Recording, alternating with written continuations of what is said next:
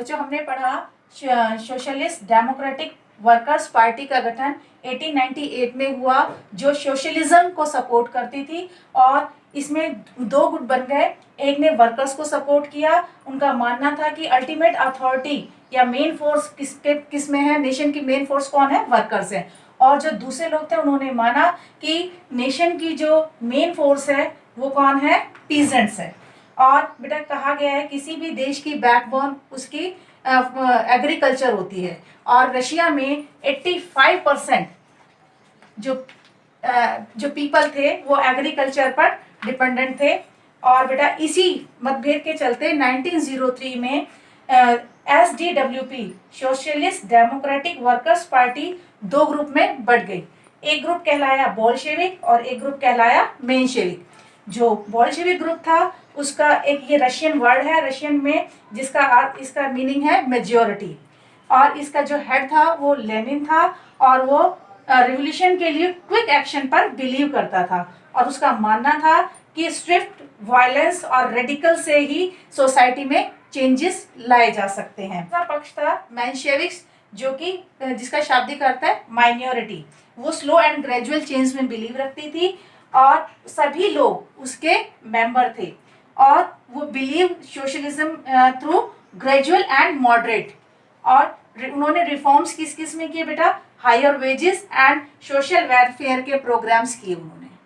अब जो बात करते हैं उसके जस्ट एक साल बाद की कंडीशन की, 1904 में रूसो जापानीज वॉर हुई थी, और इसके बारे में अब हम देखेंगे।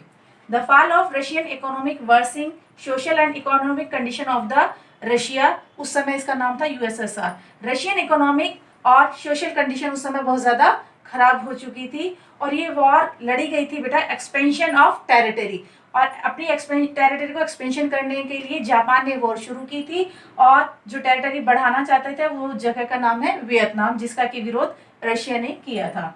और इस वॉर के कारण क्या हो गई बेटा, रशिया की जो इकोनॉमिक कंडीशन है और जो उसकी सोशल कंडीशन है वो बदतर हो गई। और जो बेसिक कमोडिटीज थी बेटा उसके जो प्राइस है वो इंक्रीज हो गई, यानी कि महंगाई बढ़ गई। और महंगाई तो बढ़ गई, लेकिन और जो वर्कर्स के जो वेजेस थे वो एक बार में ही 20% कम हो गए। ये सारी जो कंडीशंस थी, ये सारी कंडीशन ने इफेक्ट डाला। रशियन रेवोल्यूशन स्टार्ट हो गया। रशियन रेवोल्यूशन शुरू करने से पहले वहाँ के वर्कर्स की एक बार हम थोड़ा सा देख लेते हैं। वहाँ के वर्कर्स 2 टाइप के थे, एक तो स्किल्ड लेबर था और एक अनस्किल्ड लेबर था। जो स्किल्ड लेबर था बेटा वो आयरन फैक्ट्रीज वगैरह में काम करता था, उनकी जो वेजेस थे वो बहुत अच्छे थे।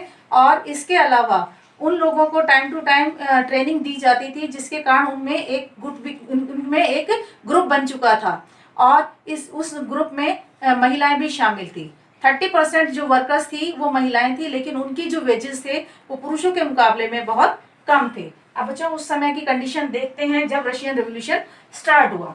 तो 1905 में जो बुलेट स्टार्ट जिसे कहते हैं, कि उस समय क्विक स्टार्ट किस मूवमेंट के कारण हुआ, कौन सा एक्शन हुआ जिससे कि जो रेवोल्यूशन है एकदम में बुलेट स्टार्ट फॉर्म में आ गया। फर्स्ट था इसमें 4 वर्कर्स को डिसमिस कर दिया गया। कहाँ से बेटा, पुतिलव आयरन वर्कर्स थे वो, पुतिलव आयरन फैक्ट्री से उन्हें बिना किसी रीजन के हटा दिया गया। और जब उनको डिसमिस कर दिया गया तो 1000 ऑफ पीपल और लोग रिवोल्ट करने के लिए सड़कों पर उतर आए, और हजारों फैक्ट्रीज में उस समय तालाबंदी हो गई। और लगभग 1 लाख जो वर्कर्स थे एक बार में किसकी डिमांड करने लगे, बेटर वेजेस की और बेटर वर्किंग कंडीशंस की। बच्चों इससे पहले पार्ट में हमने पढ़ा था कि पुतिलव आयरन फैक्ट्री के जो 4 वर्कर्स थे उन्हें डिसमिस कर दिया गया था बिना किसी कारण के, और उन्हीं के विरोध में हजारों फैक्ट्रियों में तालाबंदी हो गई थी, और सभी लोग मिलकर विंटर पैलेस की तरफ जाने लगे थे। Huge crowd of workers was lead by father Gapon. उस क्राउड, जो वर्कर की जो क्राउड थी उसे लीड कौन कर रहे थे बच्चों, फादर गैपन, जो कि क्या थे, प्रीस्ट थे, पादरी थे। और वो सब मिलकर कहाँ गए बेटा, कौन सी जगह गए, विंटर पैलेस में।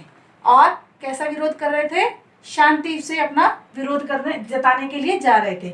और इस क्राउड को कंट्रोल करने के लिए, इस रिवोल्ट को दबाने के लिए जो किंग था, जार था, उसने क्या किया बच्चों, पुलिस को बुला लिया और उससे भी बात नहीं बनी तो उसने मिलिट्री को कॉल कर लिया और उन्हें बुलाकर ओपन फायर उस समय करा दिया गया। बच्चों, ओपन फायर का मतलब आप ऐसे समझ सकते हैं जैसा कि अपने भारत में जलियांवाला बाग हत्याकांड हुआ था, उसी तरह यहाँ पर विंटर पैलेस में 1905 संडे को ये ओपन फायर किया गया था और इसमें बच्चों 100 से ज़्यादा लोग मारे गए थे और 300 से ज़्यादा इंजर्ड हुए थे और बेटा इसी कारण इसे ब्लडी संडे का नाम दिया गया है। और बेटा इस इंसिडेंट से सारे रशिया में क्या हो गया बेटा, स्ट्राइक्स हो गई थी और ये जो इंसिडेंट हुआ था इसके सीरियस कॉन्सिक्वेंसेस हुए थे और सीरियस कॉन्सिक्वेंसेस में क्या हुआ था, सब लोग कंप्लेन करने लगे थे। किसकी कंप्लेन करने लगे थे बेटा, सिविल लिबर्टीज की। वो चाहते थे कि सिविल लिबर्टीज जैसी कोई चीज यहाँ होनी चाहिए और मिडिल क्लास का मतलब कौन कौन से लोग मिडिल क्लास में, लॉयर्स, डॉक्टर्स और इंजीनियर्स, इन वर्कर्स ने डिमांड की किसकी, एक कॉन्स्टिट्यूएंट असेंबली की, ऐसी असेंबली की जो कि इलेक्टेड की जाए। और जो विटर ने कॉम्प्रोमाइज कराया जार और उन लोगों के बीच में और कहा कि एक इलेक्टेड असेंबली का निर्माण किया जाएगा, उसका नाम क्या रखा जाएगा, डूमा। और बेटा इसी एक्टिविटी को, इसी कॉम्प्रोमाइज को क्या कहा जाता है, अक्टूबर मैनिफेस्टो। इसमें एक ट्रीटी साइन की गई। इस ट्रीटी के अंतर्गत बताया गया कि जो पॉलिटिकल पार्टीज है वो क्या करेंगी, इलेक्टेड असेंबली का निर्माण करेंगी और जो इलेक्टेड असेंबली है उसका नाम क्या होगा, डूमा रखा गया। और जो लेजिटिमेटली जो उसकी पावर है वो बिल्कुल कम कर देगी। लेजिटिमेटली पावर का मतलब है बेटा लीगल पावर, उसके पास कोई लीगल पावर नहीं थी। Duma had very less power, Duma के पास बेटा पावर बहुत कम थी। और बेटा जार निकोलस सेकंड था, वो भी अनमैच और अनचैलेंज जो उसकी पावर थी, कौन सी पावर थी बेटा उसकी, एब्सोल्यूट मोनार्की। उसे क्या नाम दे दिया गया था, अक्टूबर मैनिफेस्टो के तहत एब्सोल्यूट मोनार्की को वो क्या कर रहा था, एंजॉय कर रहा था। उसी के हिसाब से फर्स्ट जो डूमा जो इलेक्टेड की गई थी वो डूमा डिसमिस कर दी गई, कब, 75 डेज में ही। सेकेंड डूमा डिसमिस हो गई थी कितने दिन में, 3 महीने में ही, 3 मंथ्स में ही। क्यों, क्योंकि रशिया में तब तक एक ही पार्टी थी, SDWP, क्या थी, सोशलिस्ट डेमोक्रेटिक वर्कर्स पार्टी, और इन्हीं के मेंबर लोग चुन के आते थे। तो इससे कौन परेशान हो गया, निकोलस सेकंड। उसने कहा कि बार बार यही लोग चुनकर आएंगे और बार बार यही सोशलिज्म का आइडिया लेकर आएंगे। और सोशलिज्म का आइडिया किसके लिए ज्यादा खतरा था, मोनार्की के लिए, एब्सोल्यूट मोनार्की के लिए। किसकी पावर के लिए खतरा था, जार निकोलस सेकंड के लिए।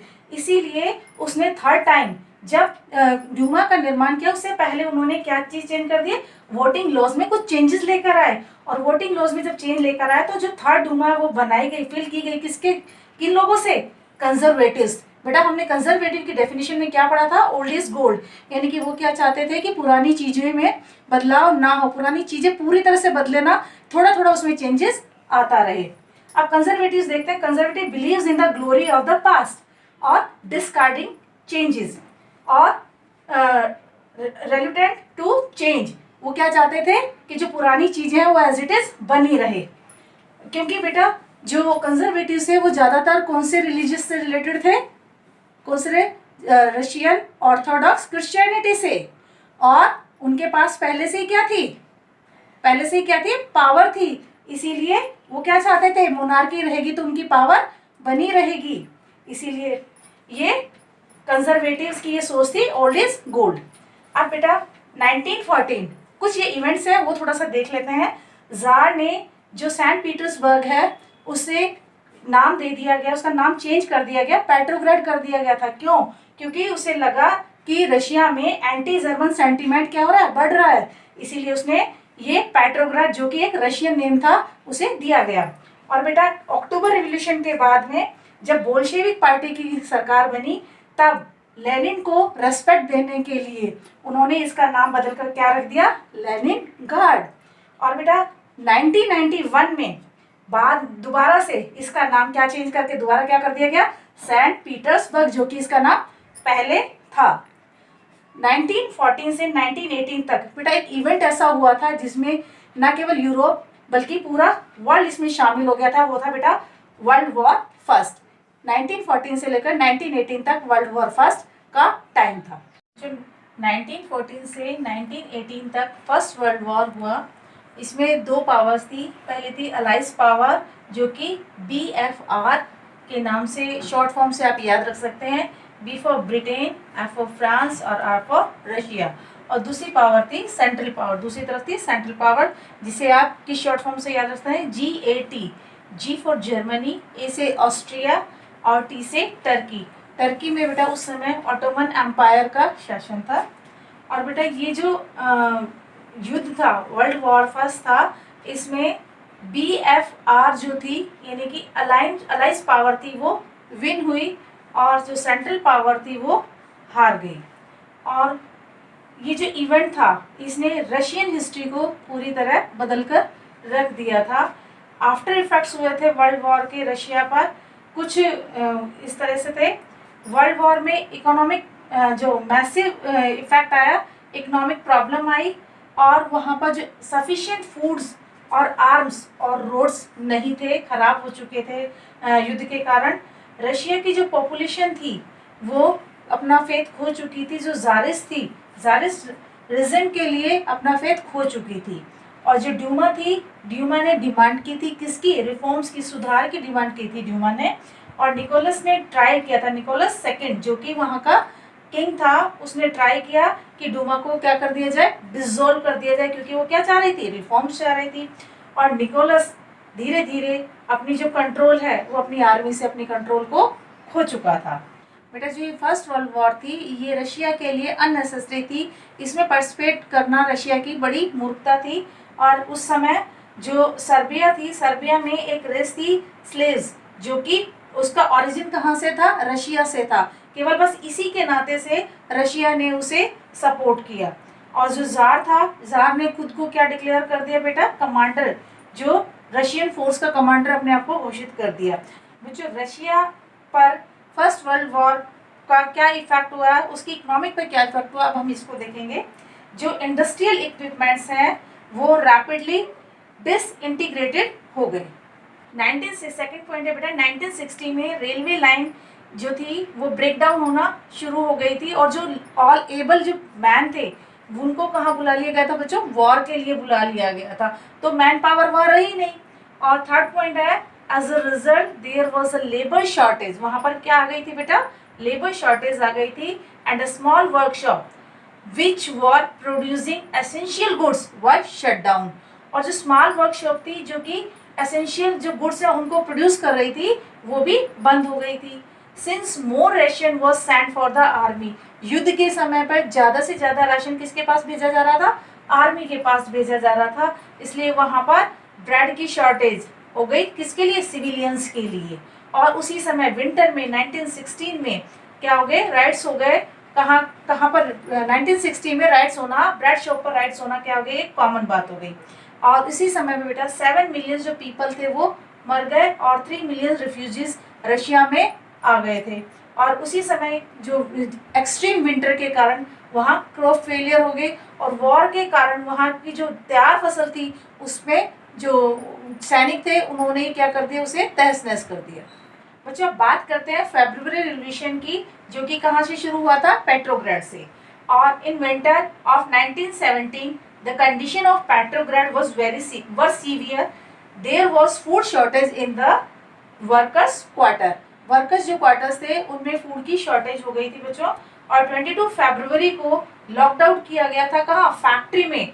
और 50 से भी ज़्यादा फैक्ट्री के जो वर्कर्स थे वो स्ट्राइक पर चले गए थे। और इस स्ट्राइक में एक्टिवली पार्टिसिपेशन किसने किया बच्चों? विमेंस वर्कर ने किया था। और आज इसी दिन को इंटरनेशनल वीमेंस डे के रूप में मनाया जाता है।